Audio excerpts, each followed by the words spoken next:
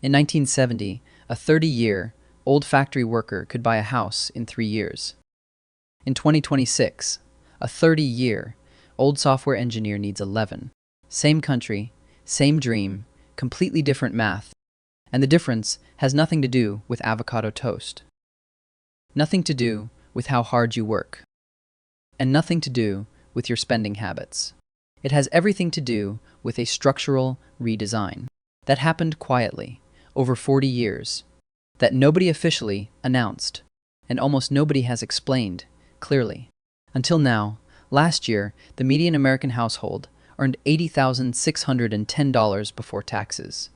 The median home in America sold for $419,200.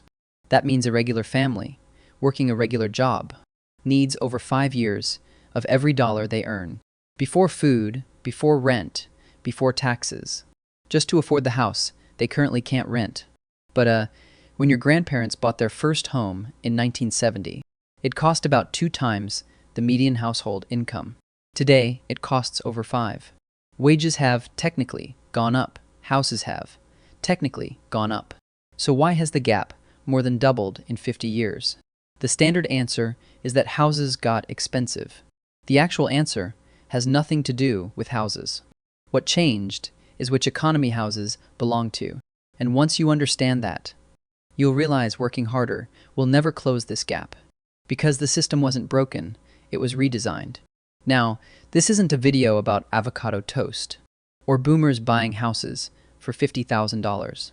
The real problem is that wages and houses live in 2 completely different economies that grow at completely different speeds, and one has been quietly leaving the other behind for the better part of 40 years. If you've ever saved responsibly and still felt further behind, you're not crazy. The math is genuinely against you, and it is against you on purpose. So it is time to learn how money works, to find out why the harder you work for a paycheck, the further you fall behind anyone who already owns a house. Okay, so the first thing to understand is that the money in your bank account and the money that buys houses are technically the same currency, but they don't actually behave the same way. Both are dollars, but where those dollars flow, when new dollars get created, is completely different. When the Federal Reserve creates new money, those new dollars do not get airdropped evenly across America. They get loaned to banks at near 0 interest. And banks don't loan that money to a guy who wants to start a sandwich shop because that is risky. They loan it to people who already have assets to pledge as collateral. So if you already own 3 houses, the bank is happy to give you cheap money to buy a 4th. If you've never owned anything, the bank would like to talk about your credit score. The result is that newly printed dollars almost always end up in the asset economy first. Stocks, bonds, real estate, all of it gets bid up before any of that money trickles down to wages. Between 2020 and 2022, the M2 money supply grew by roughly 40%. The median home price went up by about 40%. Wages went up by about 8%. That is not a coincidence. It is the system working exactly as designed. New money goes to assets first, wages last. And by the time it reaches you, the assets you were trying to buy have already absorbed the increase. Which brings us to problem number 2. And this one is genuinely the most frustrating. Wages are sticky. That is the actual technical term economists use.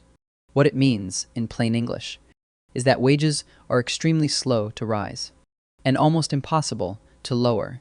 When inflation hits, prices adjust in days.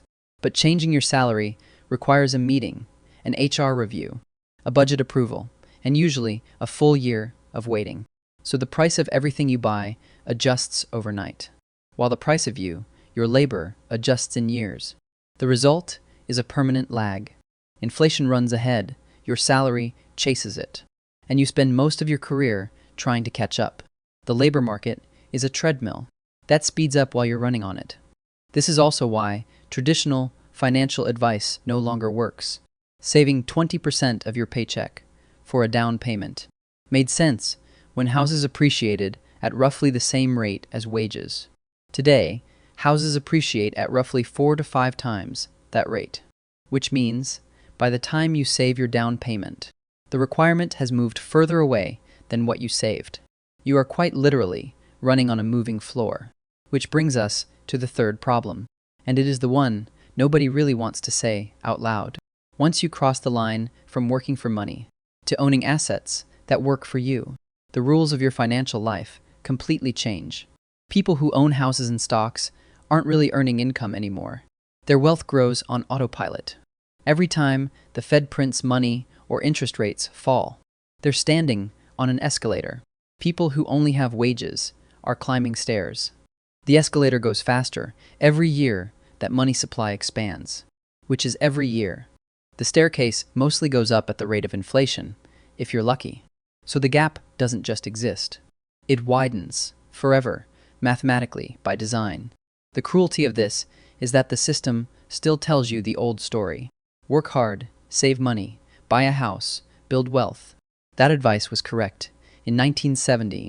In 2026, it is a description of the staircase, not the elevator. And the elevator left a long time ago. Here's the part nobody wants to say out loud.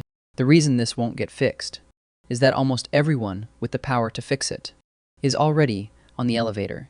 The median net worth of a United States senator is over $1 million. The Federal Reserve sets policy that directly influences asset prices. And Fed officials own assets. Homeowners vote at much higher rates than renters. And homeowners have very strong opinions about house prices going down. The system isn't broken. It is working exactly as intended for the people who own it. The fact that it is slowly impoverishing everyone who doesn't is not a bug. It is just an externality. The harder you work for a paycheck, the further you fall behind anyone who already owns a house. That is not a personal failing. That is the math of an economy where new money flows to assets first. Wages last, and the gap compounds every year. If you want to understand why your savings lose value, even when the number in your account goes up, go and watch this video next. And don't forget to like and subscribe to keep on learning how money works.